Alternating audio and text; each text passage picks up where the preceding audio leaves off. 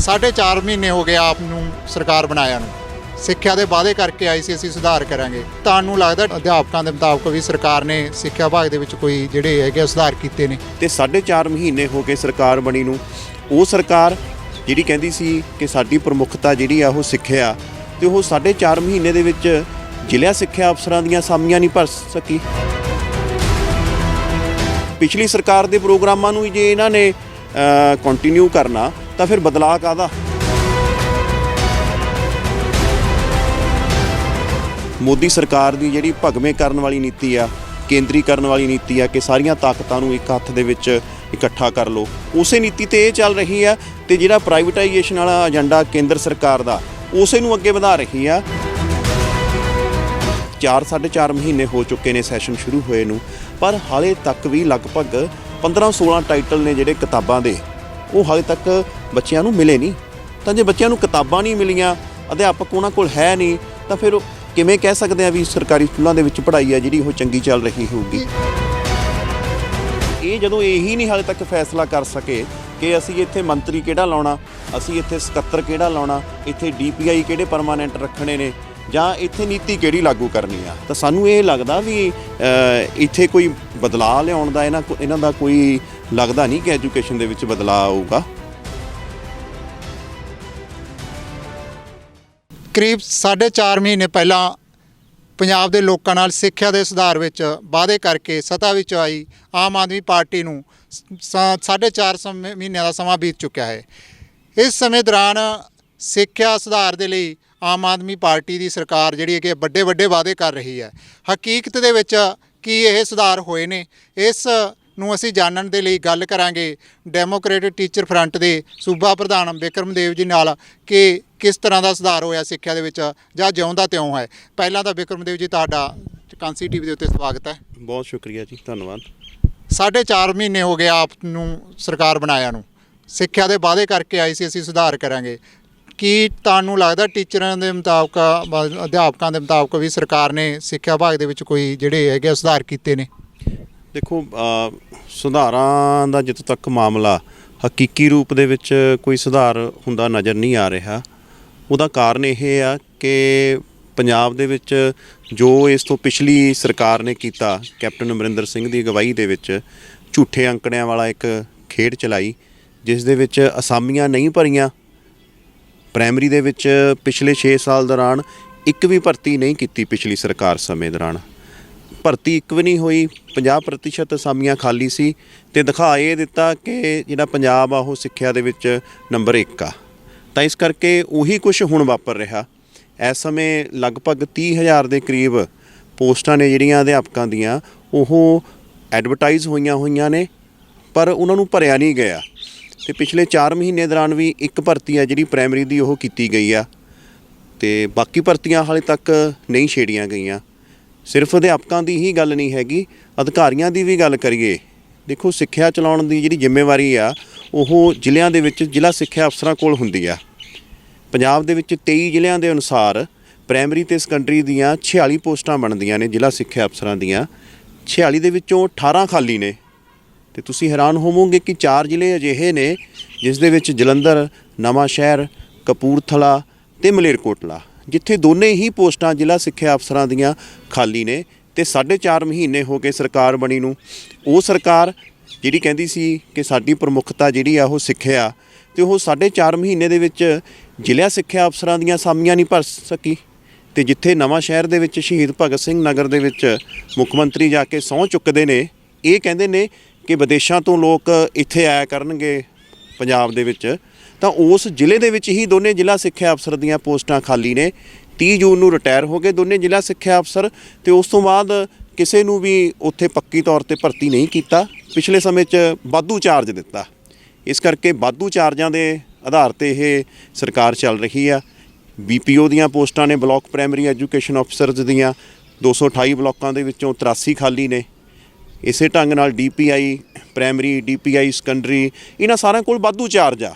ਵਾਧੂ ਚਾਰਜ ਦਾ ਹਾਲ ਇਹਨਾਂ ਨੇ ਇਹ ਕਰ ਦਿੱਤਾ ਕਿ ਜਿਹੜੇ ਸਿੱਖਿਆ ਮੰਤਰੀ ਹੁਣ ਦੂਜੀ ਟਰਮ ਦੇ ਵਿੱਚ ਲਾਏ ਨੇ, ਹਰਜੋਤ ਬੈਂਸ, ਉਹਨਾਂ ਕੋਲ ਵੀ ਇੱਕ ਢੰਗ ਨਾਲ ਵਾਧੂ ਚਾਰਜ ਆ, ਕਿਉਂਕਿ ਪਹਿਲਾਂ ਹੀ ਉਹਨਾਂ ਕੋਲ 3 ਮਹਿਕਮੇ ਨੇ। ਜੇਲ੍ਹਾਂ ਵਰਗਾ ਮਹਿਕਮਾ, ਮਾਈਨਿੰਗ ਵਰਗਾ ਮਹਿਕਮਾ ਹੈਗਾ, ਤੇ ਜਲ ਸਰੋਤ ਮਹਿਕਮਾ ਤੇ ਹੁਣ ਉਹਨਾਂ ਕੋਲ ਸਕੂਲਾਂ ਦਾ ਮਹਿਕਮਾ ਦਿੱਤਾ ਹੋਇਆ। ਇਸ ਕਰਕੇ ਸੁਧਾਰ ਨਜ਼ਰ ਨਹੀਂ ਆ ਰਿਹਾ, ਨਾ ਤਾਂ ਅਸਾਮੀਆਂ ਭਰੀਆਂ ਨੇ, ਨਾ ਹੀ ਕਿਸੇ ਹੋਰ ਪੱਖੋਂ ਜੇ ਅਸੀਂ ਦੇਖੀਏ ਕੁਆਲਿਟੀ ਐਜੂਕੇਸ਼ਨ ਪੱਖੋਂ ਸੁਧਾਰ ਨਜ਼ਰ ਨਹੀਂ ਆ ਰਿਹਾ। ਤੁਹਾਨੂੰ ਇਹ ਲੱਗ ਰਿਹਾ ਵੀ ਕਿ ਜਿਹੜੀ ਸਰਕਾਰ ਨੇ ਅਫਸਰ ਆ ਜਾਂ ਮੰਤਰੀ ਆ, ਕੁਝ ਸਿੱਖਿਆ ਵਿਭਾਗ ਦੇ ਵਿੱਚ ਉੱਚ ਅਧਿਕਾਰੀ ਵੀ ਹੈਗੇ ਆ, ਸਾਰੇ ਕਾਰਜਕਾਰੀਆਂ ਦੇ ਉੱਤੇ ਕੰਮ ਚਲਾਇਆ ਜਾ ਰਿਹਾ ਹੈਗਾ ਵੀ ਜਿਹੜਾ ਕਾਂਗਰਸ ਦੀ ਸਰਕਾਰ ਦਾ ਢਾਂਚਾ ਚਲਾਇਆ ਜਾ ਰਿਹਾ ਸੀ ਪਿਛਲੀਆਂ ਸਰਕਾਰਾਂ ਦਾ, ਉਸੇ ਦੇ ਉੱਤੇ ਇਹ ਕੰਮ ਕਰ ਰਹੀ ਹੈ? ਦੇਖੋ, ਬਿਲਕੁਲ ਪਿਛਲੀ ਸਰਕਾਰ ਵੇਲੇ ਅਸੀਂ ਮੰਗ ਕਰਦੇ ਰਹੇ ਹਾਂ ਕਿ ਪੜ੍ਹੋ ਪੰਜਾਬ ਪੜ੍ਹਾਓ ਪੰਜਾਬ ਪ੍ਰੋਜੈਕਟ ਜਿਹੜੇ ਕਿ ਪ੍ਰਾਈਵੇਟਾਈਜੇਸ਼ਨ ਨੇ, ਨਿੱਜੀਕਰਨ ਨੂੰ ਹੁਲਾਰਾ ਦਿੰਦੇ ਨੇ ਤੇ ਸਿੱਖਿਆ ਦਾ ਜਿਹੜਾ ਅਸਲ ਸੁਧਾਰ ਆ ਉਹ ਕਰਨ ਦੀ ਥਾਂ ਝੂਠੇ ਅੰਕੜਿਆਂ 'ਤੇ ਆਧਾਰਿਤ ਨੇ, ਵੀ ਉਹ ਬੰਦ ਕੀਤਾ ਜਾਵੇ। ਤੇ ਜਿੰਨੇ ਟੀਚਰ ਬਾਹਰ ਨੇ, ਲਗਭਗ 3500 ਦੇ ਕਰੀਬ ਅਧਿਆਪਕ ਨੇ ਜਿਹੜੇ ਉਹ ਇਹਨਾਂ ਪ੍ਰੋਜੈਕਟਾਂ ਚਲਾਏ ਹੋਏ ਨੇ, ਉਹਨਾਂ ਨੂੰ ਸਕੂਲਾਂ 'ਚ ਭੇਜਿਆ ਜਾਵੇ। ਪਰ ਇਹ ਸਰਕਾਰ ਬਣੀ ਨੂੰ ਵੀ 4.5 ਮਹੀਨੇ ਹੋ ਗਏ, ਉਹ ਪੜ੍ਹੋ ਪੰਜਾਬ ਪ੍ਰੋਜੈਕਟ ਆ ਜਿਹੜਾ ਉਹ ਜਿਉਂ ਦਾ ਤਿਉਂ ਚੱਲ ਰਿਹਾ। ਲੋੜ ਤਾਂ ਇਹ ਸੀ ਕਿ ਇੱਥੋਂ ਦਾ ਜਿਹੜਾ ਸੰਵਿਧਾਨਕ ਢਾਂਚਾ ਕਿ ਹੇਠਾਂ ਪ੍ਰਿੰਸੀਪਲ ਤੋਂ ਲੈ ਕੇ ਉੱਪਰ DPI ਤੱਕ ਵੱਖ-ਵੱਖ ਸਿੱਖਿਆ ਅਧਿਕਾਰੀ ਨੇ, ਇਸੇ ਢੰਗ ਨਾਲ ਟ੍ਰੇਨਿੰਗ ਦੇਣ ਲਈ ਇੰਸਟੀਚਿਊਟਸ ਨੇ, ਡਾਈਟਸ ਨੇ ਜਾਂ ਇਨ ਸਰਵਿਸ ਟ੍ਰੇਨਿੰਗ ਸੈਂਟਰ ਹੁੰਦੇ ਸੀ ਪਹਿਲਾਂ, ਜਿਹੜੀ ਪਿਛਲੀ ਸਰਕਾਰ ਸਮੇਂ ਬੰਦ ਕਰ ਦਿੱਤੇ ਗਏ। ਤਾਂ ਉਹਨੂੰ ਮਜ਼ਬੂਤ ਕਰਨ ਦੀ ਥਾਂ ਇਹ ਸਰਕਾਰ ਵੀ ਜੇ ਇਸ ਢੰਗ ਨਾਲ ਪ੍ਰੋਜੈਕਟਾਂ ਉੱਪਰ ਆਧਾਰਿਤ ਚੱਲ ਰਹੀ ਆ, ਇਸ ਕਰਕੇ ਪਿਛਲੀ ਸਰਕਾਰ ਦੇ ਪ੍ਰੋਗਰਾਮਾਂ ਨੂੰ ਹੀ ਜੇ ਇਹਨਾਂ ਨੇ ਕੰਟੀਨਿਊ ਕਰਨਾ ਤਾਂ ਫਿਰ ਬਦਲਾਅ ਕਾਹਦਾ? ਤਾਂ ਸਾਨੂੰ ਤਾਂ ਇਹ ਲੱਗਦਾ ਕਿ ਪਿਛਲੀ ਸਰਕਾਰ ਨਾਲੋਂ ਬਦਲਾਅ ਜਿਹੜਾ ਉਹ ਇੰਨਾ ਕੀ ਆ ਕਿ ਪਹਿਲਾਂ ਸਰਕਾਰ ਆ ਜਿਹੜਾ ਉਹ ਦਿੱਲੀ ਤੋਂ ਕਾਂਗਰਸ ਪਾਰਟੀ ਚਲਾਉਂਦੀ ਸੀ ਤੇ ਹੁਣ ਦਿੱਲੀ ਤੋਂ ਕੇਜਰੀਵਾਲ ਚਲਾਉਂਦੇ ਨੇ। ਪਿਛਲੀ ਸਰਕਾਰ ਸਮੇਂ ਜਿਹੜਾ ਇੱਕ ਸਰਵੇ ਹੋਇਆ ਸੀਗਾ, ਉਸ ਸਰਵੇ ਦੇ ਮੁਤਾਬਕ ਪੰਜਾਬ ਦੇ ਸਕੂਲ ਆ ਜਿਹੜੇ ਫਸਟ ਆਏ ਸੀਗੇ, ਸਾਰੇ ਦੇਸ਼ ਦੇ ਵਿੱਚੋਂ ਪਹਿਲੇ ਨੰਬਰ ਤੇ ਆਏ ਸੀਗੇ। ਪਰ ਉਸ ਨੂੰ ਇਹ ਮੌਜੂਦਾ ਸਰਕਾਰ ਨੇ, ਭਗਵੰਤ ਮਾਨ ਮੁੱਖ ਮੰਤਰੀ ਨੇ ਵੀ, ਹੋਰ ਨੇ ਵੀ, ਵਿਧਾਨ ਸਭਾ ਦੇ ਵਿੱਚ ਵੀ ਇਹ ਕਹਤਾ ਇਹ ਫੇਕ ਡਾਟਿਆਂ ਦੇ ਉੱਤੇ ਆਧਾਰਿਤ ਹੋਇਆ। ਪਰ ਹੁਣ ਕੀ ਉਹ ਡਾਟਿਆਂ ਦੇ ਉਹਨਾਂ ਦੇ ਉੱਤੇ ਹੀ ਕੰਮ ਹੋ ਰਿਹਾ ਜਿਹੜਿਆਂ ਦੇ ਉੱਤੇ ਫਸਟ ਆਇਆ ਸੀਗਾ ਪੰਜਾਬ? ਦੇਖੋ, ਉਹੀ ਅੰਕੜੇ ਨੇ, ਉਹੀ ਢਾਂਚਾ ਪੜ੍ਹੋ ਪੰਜਾਬ ਵਾਲਾ ਤੇ ਉਹੀ ਸਾਰੇ ਅਧਿਕਾਰੀ ਨੇ ਜਿਹੜੇ ਸਕੂਲਾਂ ਦੇ ਵਿੱਚੋਂ ਕਈ ਸਾਲ ਤੋਂ ਬਾਹਰ ਕੱਢੇ ਹੋਏ ਨੇ। ਤੇ ਉਹ ਅਧਿਕਾਰੀਆਂ ਨੂੰ ਕੀ ਚਾਈਲਡ ਸਾਈਕੋਲੋਜੀ ਦੀ ਸਮਝ ਹੋਊਗੀ ਜਿਨ੍ਹਾਂ ਨੇ ਕਈ ਸਾਲ ਬੀਤ ਗਏ, ਜਿਨ੍ਹਾਂ ਨੇ ਬੱਚਿਆਂ ਨੂੰ ਪੜ੍ਹਾਇਆ ਹੀ ਨਹੀਂ ਹੈਗਾ। ਇਸ ਕਰਕੇ ਸਾਰਾ ਕੁਝ ਪਹਿਲਾਂ ਵਾਲਾ ਹੀ ਢਾਂਚਾ ਚੱਲ ਰਿਹਾ। ਸਗੋਂ ਹੋ ਹੀ ਰਿਹਾ ਕਿ ਜਿਹੜੀ ਨਵੀਂ ਸਿੱਖਿਆ ਨੀਤੀ ਕੇਂਦਰ ਦੀ ਮੋਦੀ ਸਰਕਾਰ ਲੈ ਕੇ ਆਈ ਆ, ਉਸੇ ਨਵੀਂ ਸਿੱਖਿਆ ਨੀਤੀ ਨੂੰ ਹੀ ਇੱਥੇ ਪਿਛਲੀ ਸਰਕਾਰ ਨੇ ਲਾਗੂ ਕੀਤਾ ਤੇ ਹੁਣ ਵਾਲੀ ਸਰਕਾਰ ਵੀ ਉਸ ਨੂੰ ਧੜੱਲੇ ਨਾਲ ਲਾਗੂ ਕਰ ਰਹੀ ਆ।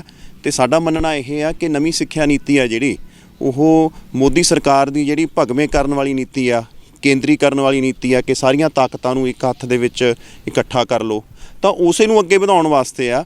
ਤਾਂ ਫਿਰ ਜੇ ਉਸੇ ਨੀਤੀ ਨੂੰ ਆਪਾਂ ਨੇ ਇੱਥੇ ਲਾਗੂ ਕਰਨਾ, ਉਹ ਨੀਤੀ ਜਿਸ ਦੇ ਵਿੱਚ ਇਹ ਆ ਕਿ ਸਾਰੇ ਸਕੂਲਾਂ ਨੂੰ ਤੁਸੀਂ ਪਰਫੈਕਟ ਨਹੀਂ ਬਣਾਉਣਾ, ਸਾਰੇ ਸਕੂਲਾਂ ਨੂੰ ਵਧੀਆ ਨਹੀਂ ਬਣਾਉਣਾ, ਗਵਾਂਢ ਸਕੂਲ ਦਾ ਕਨਸੈਪਟ ਆ ਕਿ ਬੱਚੇ ਦੇ ਘਰ ਦੇ ਨੇੜੇ ਐਜੂਕੇਸ਼ਨ ਮਿਲ ਸਕੇ, ਉਸ ਨੂੰ ਨਹੀਂ ਮਜ਼ਬੂਤ ਕਰਨਾ। ਸਗੋਂ ਕੁਝ ਕੁ ਸਕੂਲਾਂ ਨੂੰ ਚੁਣ ਕੇ ਉਹਨਾਂ ਨੂੰ ਤੁਸੀਂ ਇਹ ਬਣਾ ਕੇ ਰੰਗ ਰੋਗਨ ਕਰਕੇ ਦਿਖਾ ਦਿਓ ਕਿ ਲਓ ਜੀ ਐਜੂਕੇਸ਼ਨ ਬਹੁਤ ਵਧੀਆ ਦਿੱਤੀ ਜਾ ਰਹੀ ਆ।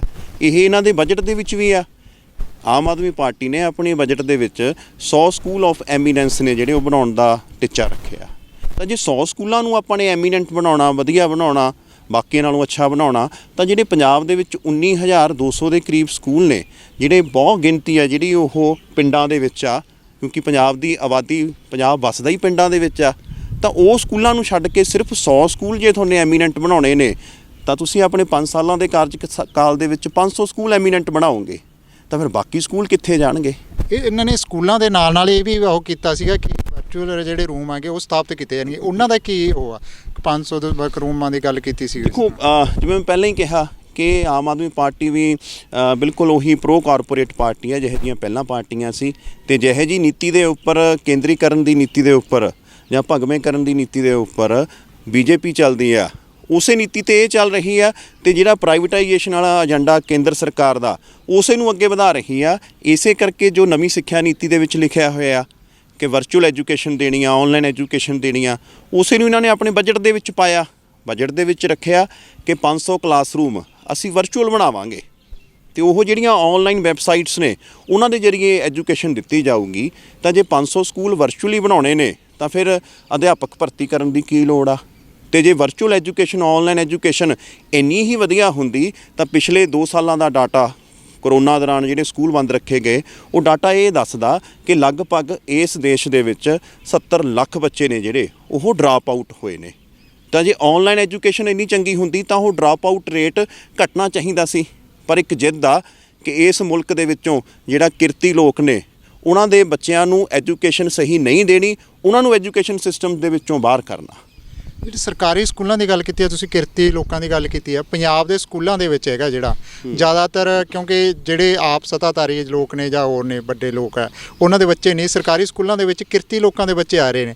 ਕੀ ਬੱਚਿਆਂ ਨੂੰ ਜਿਸ ਤਰ੍ਹਾਂ ਦੀਆਂ ਸਰਕਾਰ ਦੀਆਂ ਪਾਲਿਸੀਆਂ ਨੇ ਉਹਦੇ ਤਰ੍ਹਾਂ ਉਹਨਾਂ ਦੇ ਬੱਚੇ ਯੋਗ ਹੋ ਸਕਣਗੇ ਉਸ ਦੇ?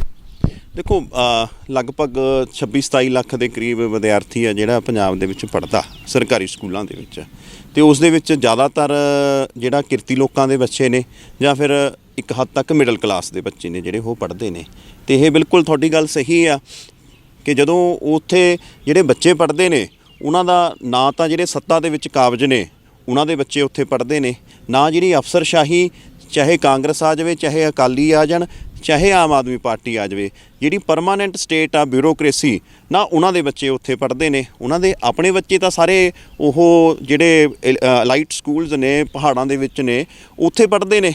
ਤਾਂ ਉਹਨਾਂ ਨੂੰ ਕੀ ਫ਼ਰਕ ਪੈਂਦਾ ਕਿ ਇੱਥੇ ਜਿਹੜੀਆਂ ਪੋਸਟਾਂ ਨੇ ਉਹ ਖਾਲੀ ਰਹਿੰਦੀਆਂ ਨੇ ਜਾਂ ਭਰੀਆਂ ਰਹਿੰਦੀਆਂ ਨੇ। ਇਹੀ ਮੈਂ ਤੁਹਾਨੂੰ ਦੱਸਦਾ ਕਿ ਹੁਣ ਆਹ 1-2 ਦਿਨ ਪਹਿਲਾਂ ਸਕੂਲਾਂ ਦੇ ਵਿੱਚ ਜਿਹੜੇ ਪੇਪਰ ਨੇ 22 ਮੰਥਲੀ ਉਹ ਸਟਾਰਟ ਹੋਏ ਨੇ ਸਰਕਾਰੀ ਸਕੂਲਾਂ ਦੇ ਵਿੱਚ।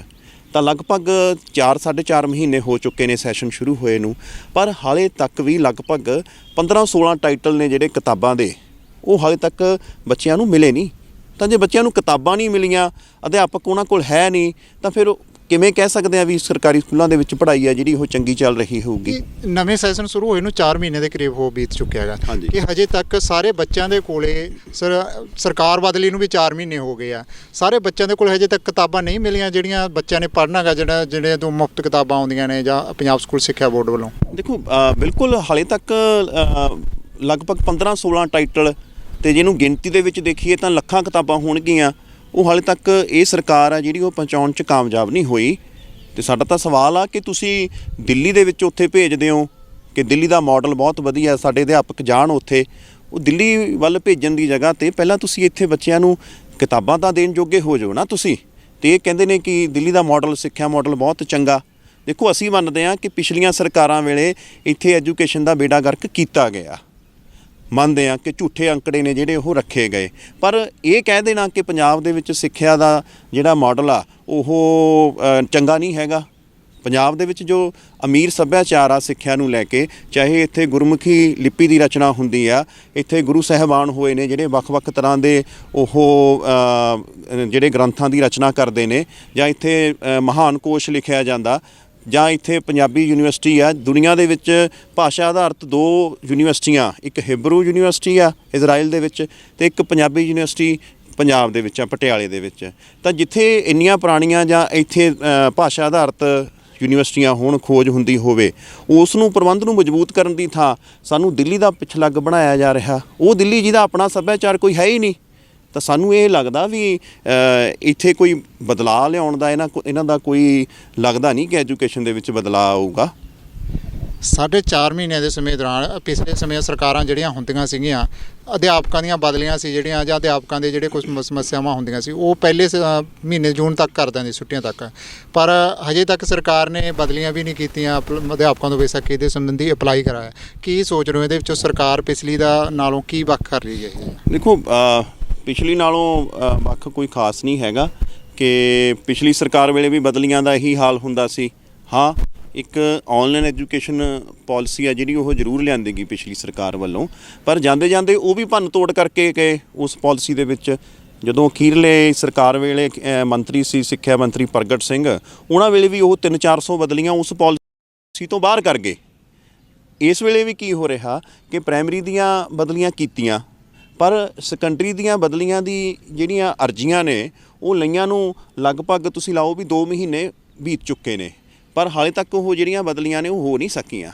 ਕਾਰਨ ਸਾਨੂੰ ਸਾਫ਼ ਨਜ਼ਰ ਆਉਂਦਾ ਕਿ ਇਹ ਜਦੋਂ ਇਹੀ ਨਹੀਂ ਹਾਲੇ ਤੱਕ ਫੈਸਲਾ ਕਰ ਸਕੇ ਕਿ ਅਸੀਂ ਇੱਥੇ ਮੰਤਰੀ ਕਿਹੜਾ ਲਾਉਣਾ, ਅਸੀਂ ਇੱਥੇ ਸਕੱਤਰ ਕਿਹੜਾ ਲਾਉਣਾ, ਇੱਥੇ DPI ਕਿਹੜੇ ਪਰਮਾਨੈਂਟ ਰੱਖਣੇ ਨੇ, ਜਾਂ ਇੱਥੇ ਨੀਤੀ ਕਿਹੜੀ ਲਾਗੂ ਕਰਨੀ ਆ।